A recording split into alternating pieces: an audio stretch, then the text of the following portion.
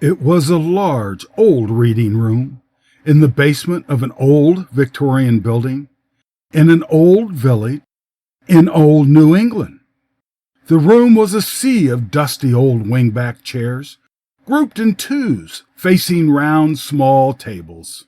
One could not walk a straight line from the double doors to the fireplace at the far end. A dozen people could be in the room and not see anyone else but the person opposite. This was the hometown of an obscure writer of short, weird fiction from the turn of the last century. And I thought these stories from original manuscripts would be a crowning addition to my thesis on transitional short fiction of the late 19th and early 20th century. It was to be my grand opus and would cement my position as the rising star of the English department. But time was short. It had taken me hours to navigate the narrow country roads to get here. Why did these types of writers always live in such backwater places? I arrived in time to stick my foot in the door, just as the old maid librarian was closing it. After a few minutes of very picturesque begging and pleading, she showed me to the archive room, which was next to the reading room, and left, telling me to lock the door on my way out. After an hour of collecting material, I dragged it to the empty reading room and sat down to my study. I was tired and must have fallen asleep because suddenly I was shocked awake by a deep voice which seemed to come from a wingback chair on the other side of the room. "These stories are much more interesting when they are heard rather than read," it said. "Listen, and you'll hear what I mean." Here is a famous story with relevance for today. The Mask of the Red Death by Edgar Allan Poe. The Red Death had long devastated the country. No pestilence had ever been so fatal or so hideous. Blood was its avatar and its seal, the redness and the horror of blood. There were sharp pains and sudden dizziness, and then profuse bleeding at the pores with dissolution. The scarlet stains upon the body, and especially upon the face of the victim, were the pest band which shut him out from the aid and from the sympathy of his fellow man. And the whole seizure, progress, and termination of the disease were the incidents of half an hour. But the Prince Prospero was happy and dauntless and was sagacious. When his dominions were half depopulated, he summoned to his presence 1,000 hale and light-hearted friends from among the knights and dames of his court, and with these retired to the deep seclusion of one of his castellated abbeys. This was an extensive and magnificent structure, the creation of the prince's own eccentric yet august taste. A strong and lofty wall girded it in. This wall had gates of iron. The courtiers, having entered, brought furnaces and massy hammers and welded the bolts. They resolved to leave means neither of ingress or egress to the sudden impulses of despair from without or of frenzy from within. The abbey was amply provisioned. With such precautions, the courtiers might bid defiance to contagion. The external world could take care of itself. In the meantime, it was folly to grieve or to think. The prince had provided all the appliances of pleasure. There were buffoons, there were improvisori, there were ballet dancers, there were musicians, there were cards, there were beauty, and there was wine. All these in security were within. Without was the Red Death. It was toward the close of the 5th or 6th month of his seclusion, and while the pestilence raged most furiously abroad, that the Prince Prospero entertained his 1,000 friends at a masked ball of the most unusual magnificence. It was a voluptuous scene, that masquerade. But first, let me tell of the rooms in which it was held. There were 7, an imperial suite. In many palaces, however, such suites form a long and straight vista, while the folding doors slide back nearly to the walls on either hand, so that the view of the whole extent is scarcely impeded. Here the case was very different, as might have been expected from the Duke's love of the bazaar. The apartments were so irregularly disposed that the vision encompassed but little more than one at a time. There was a sharp turn at every 20 or 30 yards, and at each turn a novel effect. To the right and left, in the middle of each wall, a tall and narrow Gothic window looked out upon a closed corridor which pursued the windings of the suite. These windows were of stained glass, whose color varied in accordance with the prevailing hue of the decorations of the chamber into which it opened. That at the eastern extremity was hung, for example, in blue, and vividly blue were its windows. The second chamber was purple in its ornaments and tapestries, and here the panes were purple. The third was green throughout, so were the casements. The fourth was furnished and lighted with orange, the fifth with white, the sixth with violet. The seventh apartment was closely shrouded in black velvet tapestries that hung all over the ceiling and down the walls, falling in heavy folds upon a carpet of the same material and hue.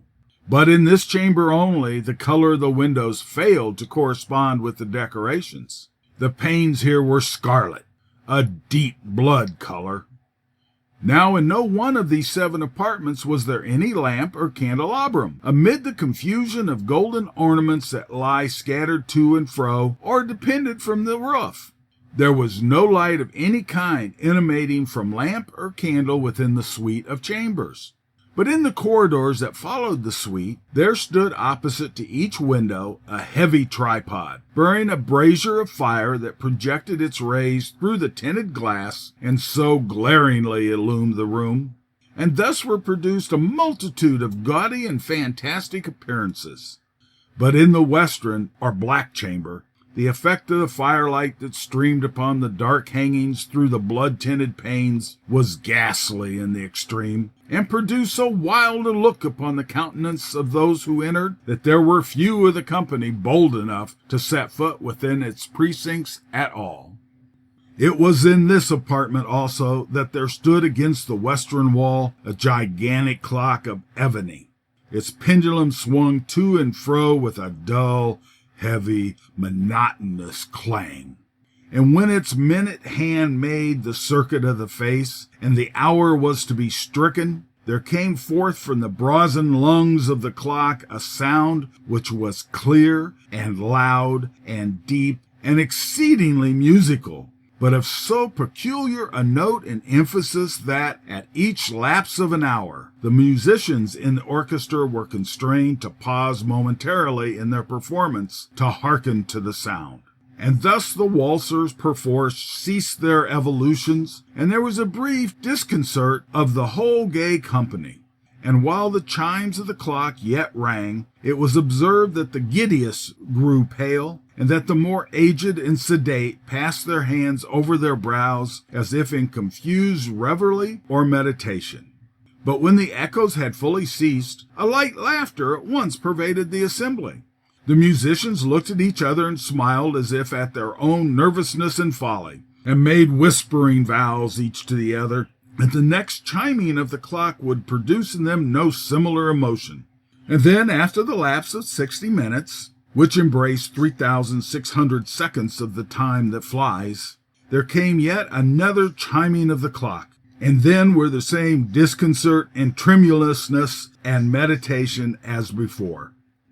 But in spite of these things, it was a gay and magnificent revel. The tastes of the Duke were peculiar. He had a fine eye for color and effects. He disregarded the decor of mere fashion. His plans were bold and fiery, and his conceptions glowed with barbaric luster. There are some who would have thought him mad. His followers felt that he was not. It was necessary to hear and see and touch him to be sure that he was not. He had directed, in great part, the movable embellishments of the 7 chambers upon occasion of this great fete, and it was his own guiding taste which had given character to the costume of the masqueraders. Be sure they were grotesque. There were much glare and glitter and piquancy and phantasm, much of which has since been seen in Hernani. There were arabesque figures with unsuited limbs and appointments. There were delirious fantasies such as the madman fashions. And there was much of the beautiful, much of the wanton, much of the bizarre, something of the terrible, and not a little of that which might have excited disgust. To and fro in the 7 chambers there stalked, in fact, a multitude of dreams. And these, the dreams, withered in and about, taking hue from the rooms, and causing the wild music of the orchestra to seem as the echo of their steps. And anon there strikes the ebony clock which stands in the hall of the velvet, and then momentarily all is still, all is silent, save the voice of the clock. The dreams are stiff frozen as they stand, but the echoes of the chimes die away. They have endured but an instant, and a light, half-subdued laughter floats after them as they depart. And now again the music swells, and the dreams live and ride to and fro more merrily than ever, taking hue from the many-tinted windows through which stream the rays from the tripods. But to the chamber which lies most westerly of the 7, there are now none of the maskers who venture.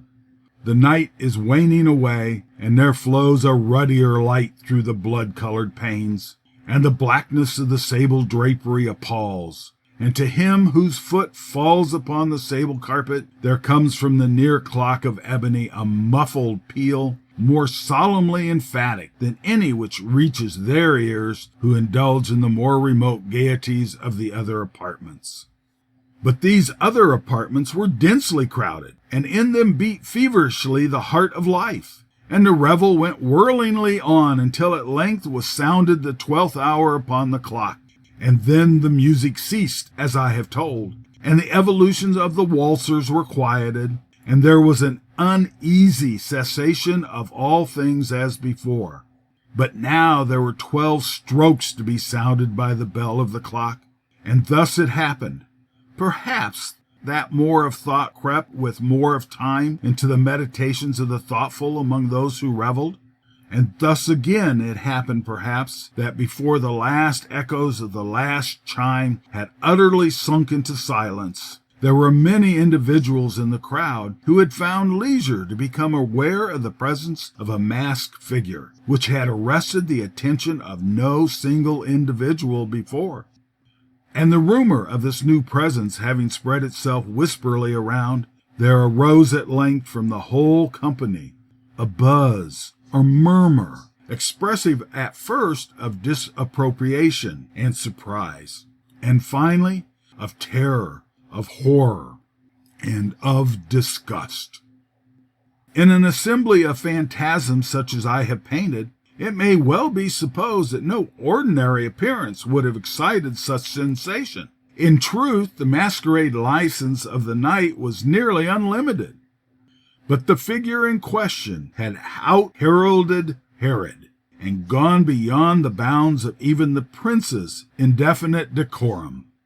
There were chords in the heart of the most reckless which cannot be touched without emotion, even with the utterly lost, to whom life and death are equally jests. There are matters of which no jest can be properly made.